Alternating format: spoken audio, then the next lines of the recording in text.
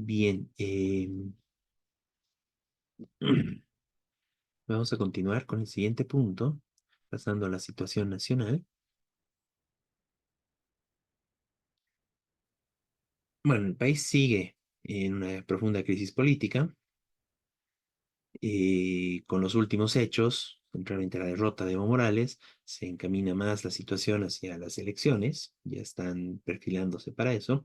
Bueno, están las elecciones judiciales en el camino, pero las elecciones del próximo año es lo que ya se está perfilando y tenemos que tomar en cuenta lo que venimos analizando desde los anteriores programas. La derrota de Evo Morales, bueno, marca un cambio y una oscilación en esta crisis política. Desde el punto de vista de los trabajadores no es tan importante, pero sí, digamos, desde el análisis de lo que se está viniendo y de lo que puede suceder, ¿no? Entonces, la derrota de Evo Morales, que empezó, digamos, justamente con un intento, una apuesta muy fuerte que hizo con la marcha que realizaron hacia la ciudad de La Paz, una marcha que tenía como objetivo imponerse frente al gobierno, ya sea incluso llegando a echarlo, como llegaron a decir algunos de sus seguidores, o para imponerse en el sentido de que el gobierno no le quede otra que obedecer los dictámenes de Evo Morales. Como esa movilización no tuvo la fuerza, no tuvo la contundencia necesaria para hacer esto, solo logró movilizar algunos miles de personas, una movilización importante, pero no para la tarea que se dio, significó una derrota, ¿no? Un revés muy fuerte que derivó en un cambio de situación que pasa a ser la ofensiva del gobierno contra Evo Morales, ¿no? Entonces ahí empiezan los juicios por el tema del estupro de Evo Morales, por el tema de sus quinceañeras, eh, que bueno, justamente apuntaba hacia el arresto de Evo Morales, ¿no? Frente a esto y para evitarlo, y para evitar esa derrota y esa persecución de parte del gobierno, Evo Morales y sus afines llamaron al bloqueo de caminos, un bloqueo de caminos que duró más 29 días, si no me equivoco. Bueno, pero este bloqueo de caminos tuvo una importancia significativa en Cochabamba, pero no logró generalizarse a nivel nacional y luego de llegar a un momento lo más alto que fue el bloqueo central en Cochabamba, tanto hacia Santa Cruz como hacia La Paz, comenzó a retroceder, ¿no? Y el gobierno apuntó ahí con la represión. Hubo bueno, ese hecho donde Evo Morales denunció que lo intentaron matar, que hubo una persecución donde lo más probable es de que haya sido un intento de arrestarlo, pero que, bueno, por el gobierno dijo que simplemente fue que él se saltó un control policial y por parte de Evo Morales, más bien su versión es de que intentaron asesinarlo, ¿no? Pero bueno, eso ya lleva a una situación de ir arrinconando a Evo Morales y a esa movilización.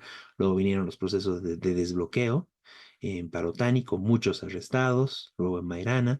Finalmente se terminó levantando el bloqueo, no sin antes entrar Evo Morales en una huelga de hambre, de la cual después, al levantarse el bloqueo, también se retiró de la huelga de hambre. Entonces, en todo eso no lograron nada con todas estas, ni con la marcha, ni con el bloqueo, ni con la huelga de hambre. Y todo esto más bien fueron medidas de cada vez mayor retroceso por parte de Evo Morales. Y el gobierno de Arce avanza con mayor represión para terminar de liquidar, digamos, las posibilidades de Evo Morales. Y bueno, está a la expectativa la posibilidad de que lo arresten, no lo arresten. Evo Morales dijo que no se exiliaría, no se iría del país, que iba a quedarse en el país, justamente en el marco bueno, de la crisis política, económica que se vive, incluso estando preso, podría tener alguna relevancia política en el país y justamente debe estar apostando a eso, mientras que Arce ya apunta a ir bajo el control que tiene en general de las instituciones, del Tribunal Supremo Electoral en este caso, y en el marco de la derrota de Morales evidente en todo este tema, pasó a esta semana a través de un fallo judicial a quitarle el liderazgo del MAS, ¿no? Entonces, de esta forma, con este fallo, lo que sucede es de que la sigla del MAS pasa, bueno, y el tribunal pasa a reconocer el Congreso arcista del MAS y desconoce el Congreso evista, ¿no? Entonces, con eso pasa a estar la dirección del MAS a cargo de los sectores afines a Arce, y con lo cual quedaría sin la sigla del MAS Evo Morales y sus seguidores, ¿no? Obviamente Evo Morales está denunciando que le han robado la sigla, etcétera, pero esto era parte de la pugna política que se estaba dando, ¿no?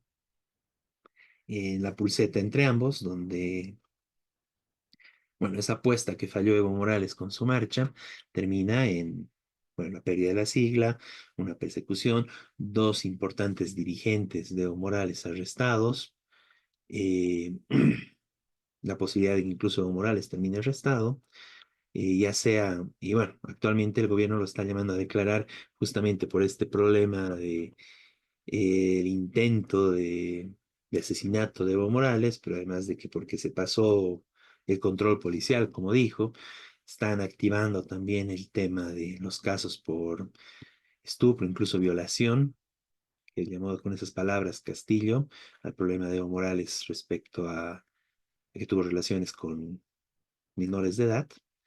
Entonces realmente es un momento de una derrota muy fuerte para Evo Morales y, y bueno, eso es lo que se está viviendo actualmente en el país como parte de esta crisis política, pero es muy importante destacar y volviendo, digamos, al análisis general que tenemos de esto, más allá de la descripción de este momento, que en todo este marco no hay una mayor y no salen mayores diferencias políticas entre Evo Morales y Arce, ¿no? Todo lo que tenemos en general son estas diferencias por quién tiene los cargos, quién es el que maneja el aparato del partido, justamente, que ahora solo está imponiéndose Arce en esa pugna, pero no hay mayores diferencias sobre el carácter del país, sobre la situación económica. Si bien Evo Morales demagógicamente trató de plantear y exigir soluciones a la crisis del dólar, a la crisis de los combustibles, en general tampoco tiene una política diferente al respecto que la del gobierno, ¿no? Y ninguno de los dos, y tampoco la oposición derechista, hablan de una expulsión de las transnacionales, por ejemplo, de ajustar cuentas con las transnacionales para el tema de que se suspenda, se ponga un alto al saqueo del país y que con eso se permita que tener más recursos, ¿no? Más dólares, ¿no?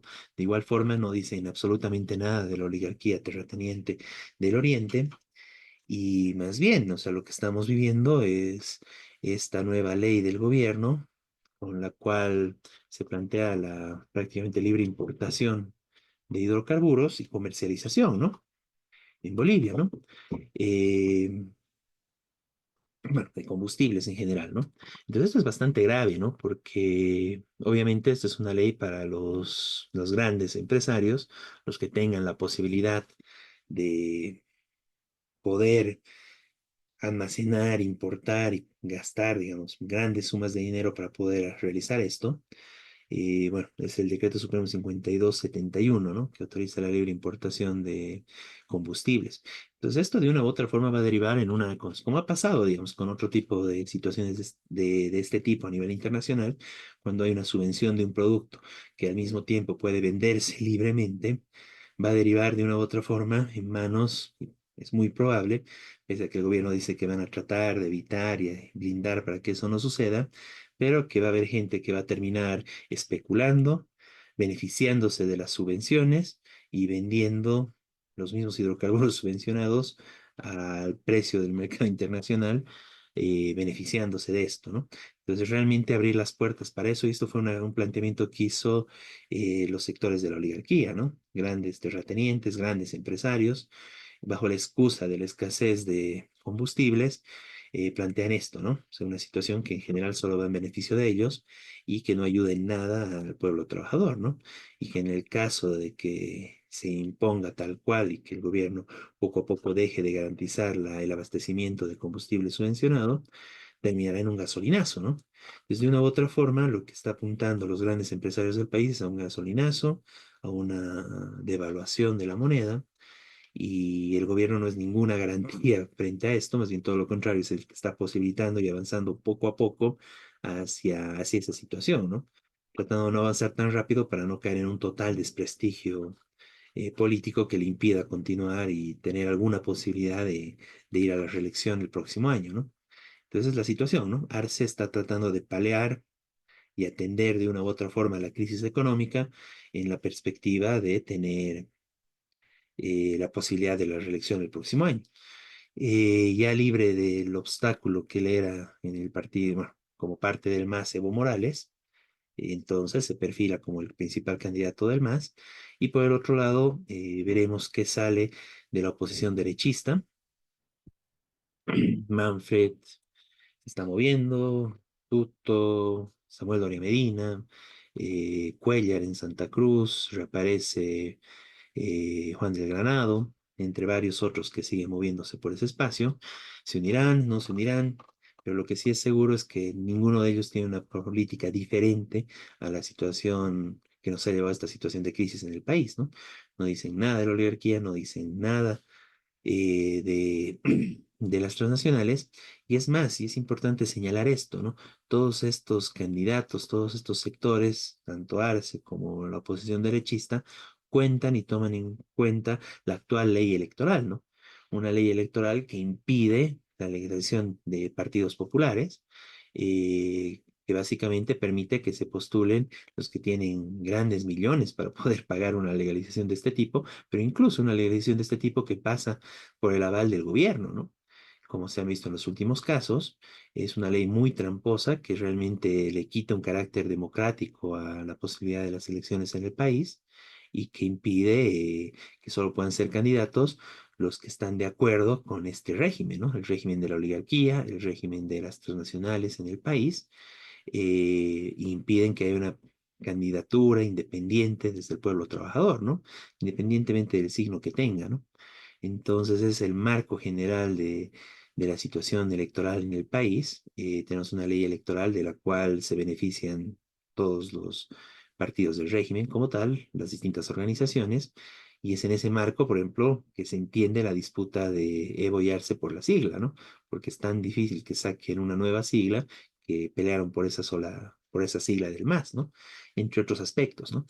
Y de la misma forma, el tema de la persistencia y que siguen vigentes las siglas de alquiler, venta, etcétera, que son las que han utilizado en determinados momentos, por ejemplo, Carlos Mesa, Camacho, que se alquilaron o hicieron un cambalache entre cargos y bueno, y otros beneficios a cambio de la sigla, ¿no? Mesa fue candidato del PRI, ¿no? No sé, no tenemos que olvidar eso. Una sigla antigua que se creó en otras condiciones en otro momento. Y de igual forma, ¿no? En su momento Camacho hicieron acuerdos con, bueno, en un momento con UCS, en otro momento con la democracia cristiana. Entonces, ese es el carácter tan antidemocrático que tenemos, donde, bueno, tenemos en el país una existencia algo inaudito que son las siglas de alquiler y por otro lado, la imposibilidad de legalizar partidos como tal en el país, ¿no? Salvo un esfuerzo millonario y o el aval del gobierno, ¿no? Que eso es lo que se vio en los últimos casos, ¿no? Así fue con Patsy, que a partir de ceder y aceptar una presión del gobierno respecto a la radio que controlaba como gobernador de La Paz, se le dio la sigla, ¿no? Y de la misma forma con Pambol, algo que además es denunciado por todas las personas que aparecen y que están denunciando en las redes sociales y en distintos espacios, aparecen inscritos en distintos partidos políticos sin nunca haber firmado, sin nunca haber tenido ninguna relación ni saber siquiera de la existencia de esos partidos. Eso sucede porque lo hacen de forma clandestina, falsificando firmas, directamente a partir del control del padrón electoral, que justamente es un acuerdo con el Tribunal Supremo Electoral, ¿no? Esto debería investigarse en profundidad porque realmente es un hecho terrible de corrupción lo que se ve alrededor de esto, y en general lo que representa es una elección, una ley electoral antidemocrática que proscribe la posibilidad de candidaturas populares y que concentra y garantiza un monopolio de la representación política en los principales partidos del régimen, ¿no? Tenemos que rechazar esto y esto es parte de la lucha por construir y plantear una alternativa desde el pueblo trabajador, ¿no?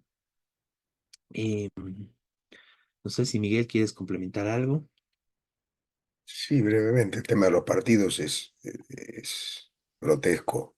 No hay, eh, no hay partidos casi representativos, digamos. está el MAS, claro, pero está fracturado y ahora lo quieren ilegalizar al Evo,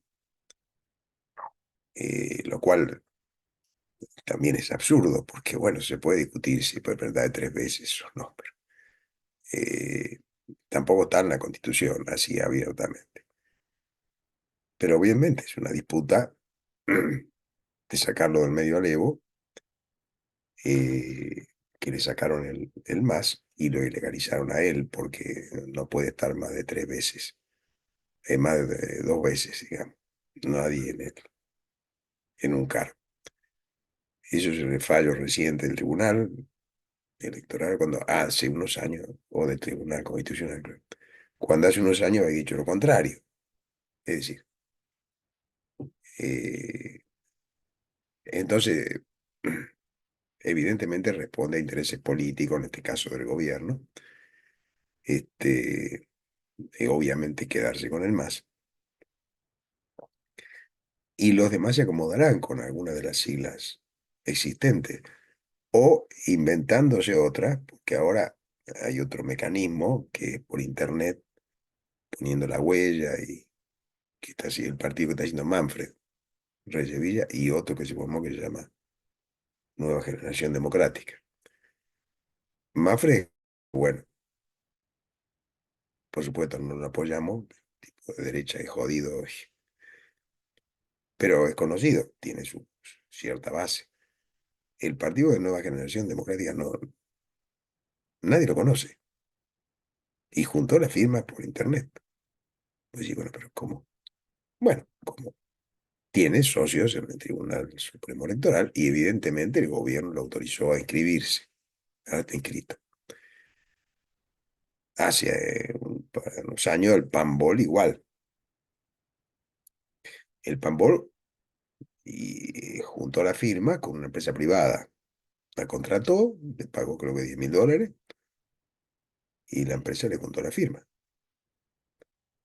¿Qué quiere decir que le juntó la firma? Puso los nombres de 120.000 personas, puso un garabato que decía esta es la firma y mandó eso en base al padrón electoral, cosa que sacó del padrón, mandó eso al Tribunal Electoral y se la aprobaron. ¿Por qué se la aprobaron? Porque es una empresa asociada al Tribunal Supremo Electoral. Y ahora lo mismo pasa con Manfred, pero ni siquiera necesita llenar libros, no necesita gastar en comprar libros, solamente por internet. Bueno, es más moderno. Pero eso no lo puede hacer una organización popular. Por ejemplo, hay organizaciones populares, y nosotros hemos mencionado, la Central Obrera Departamental de Cochabamba, que planteó formar una nueva alternativa de los trabajadores, alternativa política. Bueno, lo votó en el Congreso por amplísima mayoría. ¿Y ahora qué pasa? ¿Cómo la van a formar? No se sabe. Es decir, cuando representan a un sector de los trabajadores. Es decir, no son un invento, como tampoco es un invento el PT cuando se forma, ¿no es cierto? En 2013, que tampoco pudo legalizarse en su momento. Bueno, esto quería mencionar. Bien. Eh, bueno, entonces, para ir cerrando esta parte, justamente lo que necesitamos es justamente una alternativa del pueblo trabajador, la unidad de las distintas organizaciones, de los distintos luchadores, de los distintos sindicatos, organizaciones sociales, como este caso de la COT de Cochabamba, que aprobó la necesidad de una alternativa política a los trabajadores, y de igual forma, ¿no? Distintos sectores. Hay esta discusión en el magisterio rural, por ejemplo. Entonces, tenemos que hacer esa discusión entre los distintas organizaciones, distintos partidos políticos que se reclaman del pueblo trabajador, activistas y estos sindicatos y organizaciones para tratar de unirnos y articularnos en la perspectiva de una alternativa frente a la crisis política que vive el país, e incluso denunciando y rechazando la actual ley electoral, ¿no? por tramposa, por fraudulenta, por antidemocrática. Entonces es una tarea muy importante que tenemos adelante y tiene un grado de urgencia, ¿no? Porque de lo contrario estaremos viviendo cómo quizás el gobierno trate de hacer a través de endeudarse, endeudar al país, etcétera, tratar de generar una imagen de estabilidad el próximo año. Pero después de las elecciones, lo que se viene en general es una tendencia al ajuste, ¿no? Que es lo que hemos empezado a vivir con mayor crisis para el pueblo trabajador, mientras se garantiza las ganancias, las subvenciones y grandes ingresos para la oligarquía y las transnacionales, ¿no? Pues esto se puede profundizar y tenemos el modelo en Argentina, ¿no? Donde Milei está destruyendo el país con tal de garantizar grandes ganancias para los grandes empresarios, endeudando por millones y millones al país, garantizando el pago de la deuda y matando de hambre a jubilados, quitando la educación, quitando la salud. Bueno, ahí tenemos el ejemplo de lo que puede seguir adelante al país, una destrucción generalizada si es que no logramos tener una alternativa, ¿no? Una alternativa que realmente plantee desde la perspectiva del pueblo trabajador lo que la salida a la crisis del país, para evitar ya sea que sigan llevándonos a esta crisis masistas o neoliberales, ¿no? Por eso la política del Partido de los Trabajadores es que se vayan todos y construyamos todos juntos una alternativa del pueblo trabajador. Bien, de esta forma concluimos el programa del día de hoy de Radio Rebelión. Ya nos encontraremos la siguiente semana con lo más importante de la coyuntura nacional e internacional desde la perspectiva de los trabajadores. Muy buenas noches, Miguel. Hasta el próximo domingo. Muy buenas noches a todos y nos vemos la próxima semana.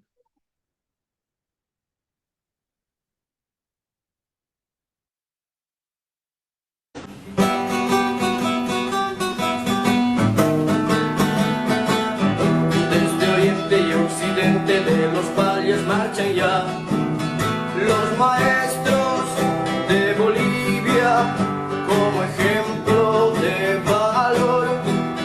Los maestros de Bolivia como ejemplo de valor. Todos juntos lucharemos la canasta familiar 100%.